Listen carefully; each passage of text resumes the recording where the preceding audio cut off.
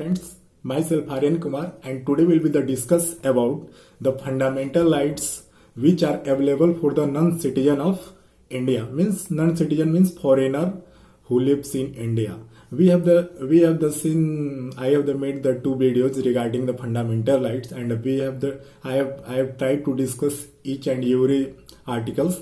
And you know that the fundamental rights given in our constitution, part 3rd, article 12 to 35, and in previous videos I have clear each and every articles, but in this video we will be discuss about the fundamental rights which are given to the non-citizen of India. We have always read and see the fundamental rights are given in our constitution to the citizen of India, but in this video we will be discuss about the fundamental rights, which fundamental rights are provided to the non-citizen of the India, means foreigner who lives in India, and also see the which fundamental rights only provided to the only the citizen of India.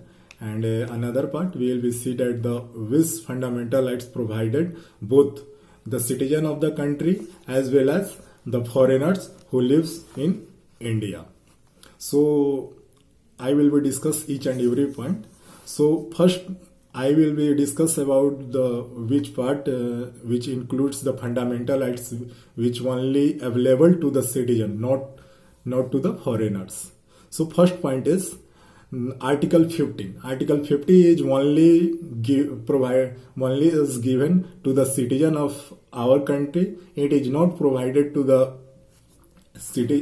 any foreigners, means any non-citizen of the country. And we know that the Article 15 talks about the prohibition of the discrimination on the basis of the religion, race, caste, sex, or place of the birth. So it is only this fundamental rights, Article 15 is given only to the citizen of the India. Second article is the Article 16. Article 16, you know that it talks about the equality of the opportunity in the matter of the public employment. So this you say that this provision is only provided to the citizen of India, not provided to the foreigners.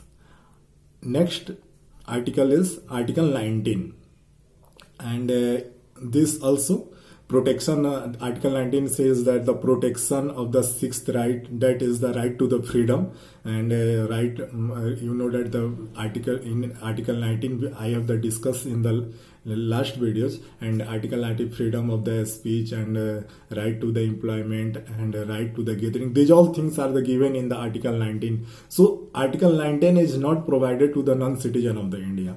And next is the Article 29. And Article 29, you know that it talks about the protection of the language, script, and culture of the minorities. So this article is not provided to the foreigners.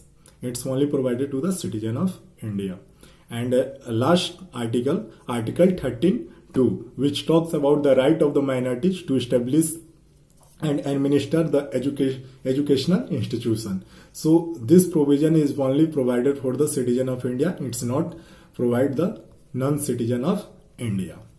So this one is the first part, and we will discuss the second part, the fundamental rights which are available to the both citizen of the country, citizen of India, and non-citizen of the India. And here I am clear, the non-citizen means the foreigners who lives in the India. So first point, Article 14. Article 14 is given both citizen and non-citizen of India. And Article 14, you know very well that it talks about the equality before the law and equal protection of the laws. Next article is Article 20. Article 20 is also provided to the both citizen and non-citizen of the country, protection in the respect of the conviction for the offences. If any kind of the offences is done and conviction is done by the police officer or anybody, so in this case protection is provided both citizen and non-citizen of the country. Next article is the protection of the life and personal liberty, and you know very well it is discussed in the Article 21.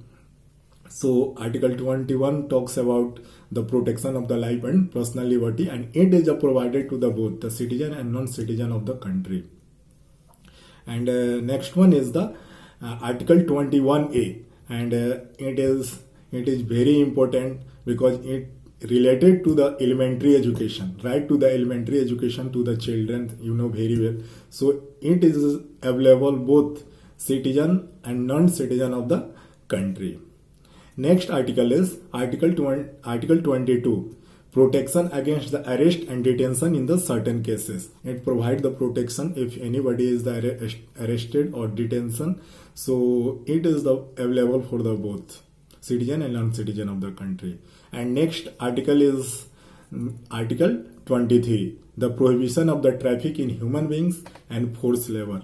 We have discussed in a very detail about, you know, that it is a major problem nowadays around the world. You see that the human trafficking and child labors and related to the forced labors. So we see that it is a very critical situation around the world, and so this provision is provided both the citizen and non-citizen of the country. Second is the 24 talks about the prohibition of the employment of the children in the factories.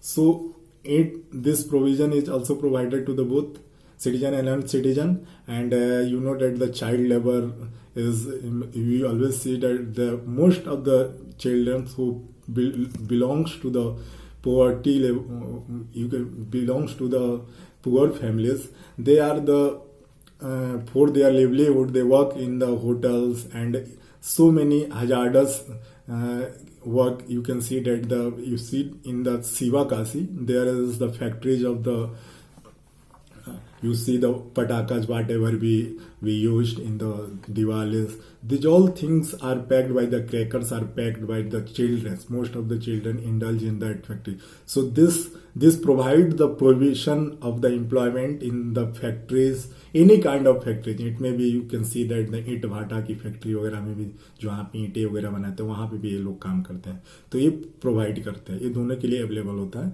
And next one is the freedom of the conscience and free profession and practice and propagation of the religion. It is given in the Article 25. So it has provided both citizen and non-citizen of the country. Next one is the freedom of the manage religious affair, and you know very well it is discussed in the Article 26, and it is the provided both citizen and non-citizen of the country. Next one is the Article 27, freedom from the payment of the taxes for promotion of the any religion. So it's provided both citizen and non-citizen. And last one, which is the important, and it is the provided both citizen and non-citizen of the countries, that is the freedom from attending the religious instruction of worship in certain educational institution. It is provided non-citizen as well as the citizen of the country. So these are the fundamental rights we have discussed in video, and I think it is quite clear. I am trying to separate these fundamental rights, which fundamental rights are provided to the citizen, only provided to the citizen of the country, and which are the fundamental rights which are only provided to the both citizen as well as the non-citizen of the country. So friends, I think these are all about the fundamental rights. Thank you so much, and please like and subscribe my videos. Thank you so much.